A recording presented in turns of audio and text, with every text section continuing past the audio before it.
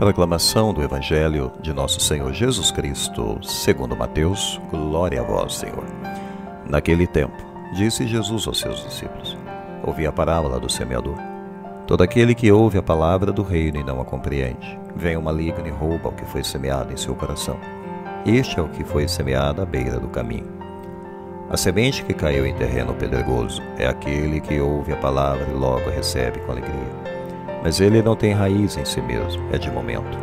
Quando chega o sofrimento ou a perseguição por causa da palavra, ele desiste logo. A semente que caiu no meio dos espinhos é aquele que ouve a palavra, mas as preocupações do mundo e a ilusão da riqueza sufocam a palavra e ele não dá fruto. A semente que caiu em terra boa é aquele que ouve a palavra e a compreende. Este produz fruto, um dá 100, outro 60 e outro 30. Palavra da salvação, glória a vós, Senhor. Bem, caríssimos irmãos, hoje nesse evangelho da sexta-feira, em Mateus 13, Jesus ele explica a parábola do semeador. A gente poderia inicialmente se perguntar por que algumas pessoas abraçam a boa nova e outras não abraçam a novidade do reino de Deus. Por que algumas pessoas, pelas revelações de Nossa Senhora de Fátima, recebem a condenação, vão para o inferno, e outras pessoas vão para o céu? Ela mostrou essa realidade para as crianças em Fátima, de que há pessoas que são condenadas. Por que isso acontece? Por que há pessoas que rejeitam a Deus? São questões que a gente pode colocar agora, ouvindo que Jesus fala sobre essa explicação da parábola. A receptividade à palavra de Deus, ela é diferente de pessoa para pessoa, porque Jesus está dizendo os solos são diferentes. O solo onde a semente vai cair tem condições diferentes, pois o solo é a condição do nosso coração ou da nossa vida interior.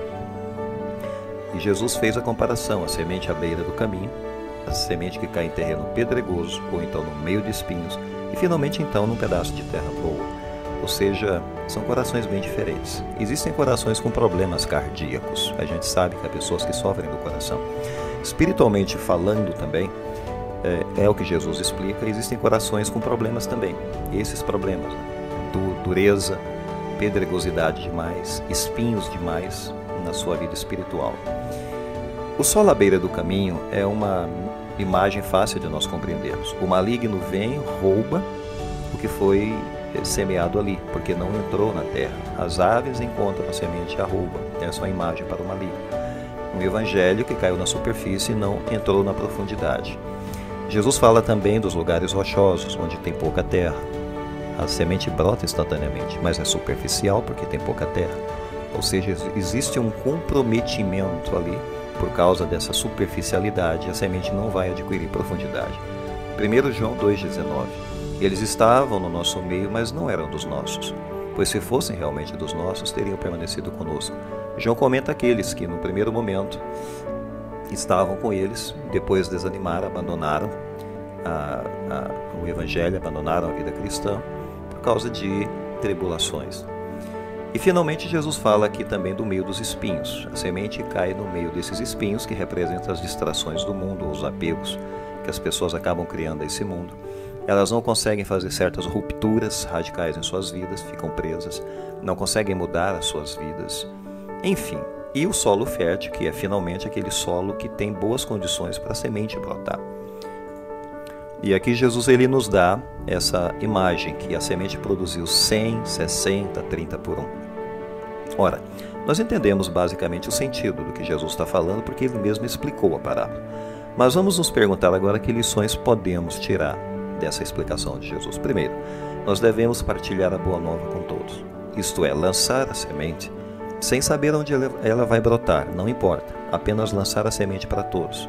É um desafio para nós, sim, pois nós podemos achar que Deus não ama determinadas pessoas, não ama o muçulmano, não ama aquele que é radicalmente diferente de nós, não ama o rosto do vizinho que a gente não gosta muito ou não simpatiza.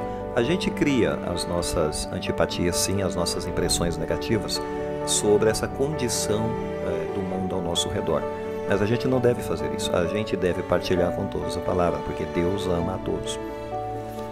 Uma outra lição é confiar em Deus, que dá o crescimento.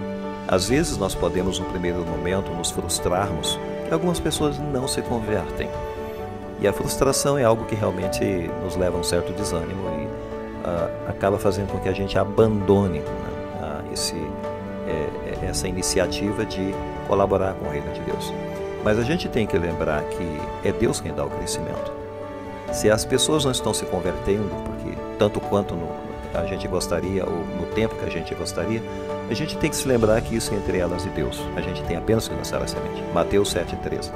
Entrai pela porta estreita, pois larga a porta, espaçoso o caminho que leva à perdição.